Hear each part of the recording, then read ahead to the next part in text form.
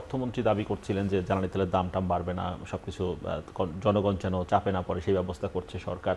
তিনি ওয়াশিংটন গেলেন আইএমএফ এর সঙ্গে বৈঠক করতে। ওয়াশিংটন থেকে ঢাকায় ফেরার আগেই আমরা দেখলাম যে জ্বালানি তেলের দাম বেড়ে গেল।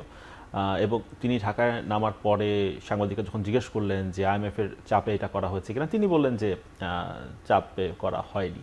কিন্তু আইএমএফ তো সবসময় চায় যে আসলে ভর্তুকি যেন কম দেওয়া হয়, যেন বিশ্ববাজারের সঙ্গে সমন্বয় করে দাম নির্ধারণ করা হয়। আইএমএফ তো খুশিই হবে, মানে যেহেতু ঋণের কিস্তি নিয়ে এক ধরনের টানাপোড়েন চলছে, আইএমএফকে খুশি রাখা তো আমাদের প্রয়োজন এই সময়। দেখেন, আপনি আইএমএফের অবশ্যই এখানে একটা রোল আছে, কারণ আমাদের জাস্ট আমরা এখনই নেগোসিয়েশনের মধ্যে আছি। টার্মস অ্যান্ড কন্ডিশনে তো এটা অবশ্যই বোঝা যাচ্ছে যে এখানে একটা চাপ আমাদের সরকারের উপর আছে। কিন্তু আমাদের কিন্তু এখন সার্বিক অবস্থা বিবেচনা করে গভর্নমেন্টকে কিন্তু ডিসিশন নিতে হবে। কারো প্রেসক্রিপশন শুধু ইমপ্লিমেন্টেশনের মাধ্যমে ইকোনমি আগাবে না। আমরা জাস্ট মাত্র একটা ইলেকশন শেষ করলাম, আমাদের একটা স্টাক আপ ইকোনমির অবস্থা ছিল। এখন যদি আমাদের ফেভারেবল পলিসি গভর্নমেন্ট থেকে না হয়, তাহলে কিন্তু আমরা আমাদের ব্যবসা বাণিজ্য সেক্টরগুলোকে এগিয়ে নিয়ে যেতে পারছি না। তো সেদিকটা আমি আশা করব সরকার সমস্ত স্টেক হোল্ডারদের সাথে বসবে, তাদের কাছ থেকে পরামর্শ নিবে, অবশ্যই সব কিছু বিবেচনা করে একটা ফলপ্রসূ বাজেট রেডি করবে, যেটা ইকোনমিকে এগিয়ে নিতে সাহায্য করবে। স্যার, আপনার কাছে কি মনে হয়, মানে আইএমএফ এর কি এক ধরনের ইনফ্লুয়েন্স কি এখানে ছিল বলে মনে হয়? আমি এতটা মানে বলবো যে এটা কাকতালীয় হতে পারে। মানে আমরা আশা করছিলাম দাম বাড়বে, মানে আমি গত মাসেও একবার বলছিলাম যে আগামীতে দাম বাড়তে যাবে। কেন?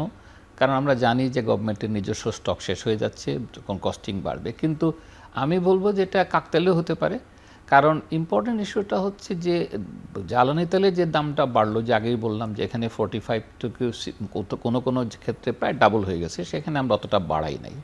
ভর্তুকি গভর্নমেন্টের থাকবে, সেটা নিয়ে আমি চিন্তিত না। কিন্তু ইস্যুটা হচ্ছে মূল ইকোনমির ন্যারেটিভটা স্পষ্ট করা। মানে আমরা এখন পর্যন্ত যে জায়গায় আছি এই সরকার আসার পরে, সেটা অনেক ভালো দিকটা হচ্ছে আমরা বলছি ইলেকশন ম্যানিফেস্টোতে অনেকগুলো ওয়াদা ছিল জনগণের কাছে, একটার পর একটা করে যাচ্ছি। কিন্তু ইকোনমির 80% কিন্তু প্রাইভেট সেক্টরে যে ন্যারেটিভটা তারা অপেক্ষা করছে, সেটা হচ্ছে আমার অর্থনীতি কোন দিকে যাচ্ছে। এখন বাজেটকে নিয়ে যখন আমরা কথা বলি, এখানেও আমি ন্যারেটিভটা পছন্দ করছি না। কারণ বাজেটের কথা বলতে গিয়ে আমরা খালি শুধু বলছি কোথায় ট্যাক্স বাড়বে, কোথায় ট্যাক্স কমবে। বাজেটের ন্যারেটিভটা হচ্ছে কোথায় ট্যাক্স কমালে ইকোনমিটা মুভ করবে, সেই ন্যারেটিভটা কিন্তু আমরা এখন গভর্নমেন্টের কাছে তো টাকা নেই, টাকা তো লাগবে গভর্নমেন্টের। এই কারণে মানে গভর্নমেন্ট কি মানে বেশি বেশি ঋণ করছে আমরা দেখছি। এখন বিদেশি ঋণের উপরেও কি আসলে এক ধরনের চিন্তার জায়গা সরকারের আছে কিনা? কারণ আইএমএফ যদি কোনো কারণে আমাদের এই ষষ্ঠ কিস্তি না দেয়, তাহলে যে অন্যান্য সংস্থাগুলো রয়েছে, বিশ্ব ব্যাংক, এডিবি, জাইকা, উন্নয়ন সহযোগী, তারাও তো আসলে একই ধরনের মনোভাব পোষণ করবে বা নেগেটিভ অবস্থানে যেতে পারে। এই সংখ্যা থেকে আইএমএফ এর প্রেসক্রিপশনের দিকে জোর দিচ্ছে কিনা সরকার? না, আইএমএফ আর ওয়ার্ল্ড ব্যাংকের মধ্যে পার্থক্যটা বোঝাই। সেটা হচ্ছে আইএমএফ হচ্ছে গভর্নমেন্টের যখন বাজেটের সাথে না, যখন আমার রিজার্ভে প্রবলেম হচ্ছে, তখন আইএমএফ আসে। আর ওয়ার্ল্ড ব্যাংক আসে আমার যখন ইনভেস্টমেন্টের কারণে আসে। এখন ইনভেস্টমেন্টের যদি হয়, অনেকগুলো অফার আছে, জাপানিজরা অফার নিয়ে আসছে আমার জানা মতে, যে তারা আসছে, সুতরাং সেটা আরেকটা ইস্যু। কিন্তু জাপানিজরা তো ইনভেস্ট করবে না আমার ইনভেস্টররা যদি ইনভেস্ট না করে।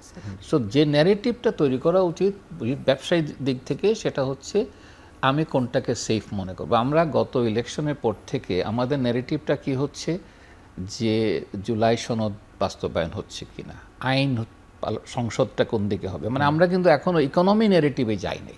আমি মনে করি অচিরেই সরকারের ইকোনমি ন্যারেটিভে চলে যাওয়া উচিত, যে আমি ইকোনমিকে এদিকে মুভ করছি। কারণ আমি যদি আজকে ইকোনমিতে ইনভেস্টমেন্ট না আনতে পারি, আগামী দিনে আরও বেশি আনএমপ্লয়মেন্ট দেখা দেবে।